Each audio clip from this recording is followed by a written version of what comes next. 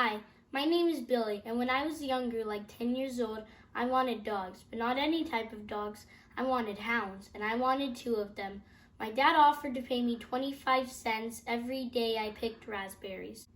And when I finally had enough money, my grandpa ordered them. Then one night I snuck out to go get them from the breeder. I had to travel for miles, and when I finally got my dogs, I headed for home. And then when I headed for home, I had to pass through town. But people in town made fun of me and called me a hillbilly.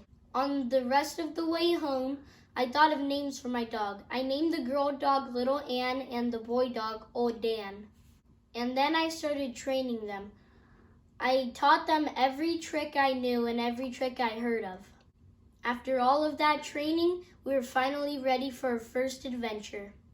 Then it took a long time for them to finally even get on a trail for a raccoon, but when they finally did, they lost it again. They were finally back on the trail, and then they finally treated a raccoon, and I was so happy. But when I found out what tree they treated in, wasn't easy to say. It was the biggest tree in the forest.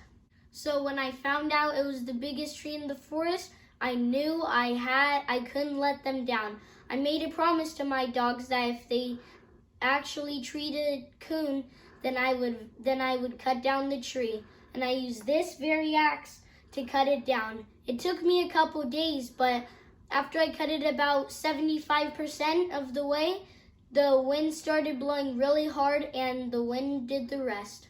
After our first adventure, I was feeling pretty good about my dogs. And then a couple weeks later, my grandpa told me about this coon hunting contest. We were very successful, actually. We placed first overall in the tournament, and Little Ann won second place for best looking dog. We were becoming local legends, and our name got around the town really fast. Then a couple days later, 2 farm boys came to my house and challenged me and my dogs to try and catch the quote-unquote ghost coon. People call it the ghost coon because whenever they even come close to catching it, it always pulls some trick and makes it seem like it disappeared. While we were on the hunt, an accident happened, and one of the farm boys sadly died, but we never caught the coon. A couple days later, we went out coon hunting, just for fun this time. And then on the way, we came across a bobcat, and the bobcat really wounded Little Ann and Old Dan. My dogs fought hard, and I tried to, but I finally managed to kill the bobcat with this axe. After the fight, my dogs sustained real bad injuries, and both of them ended up dying.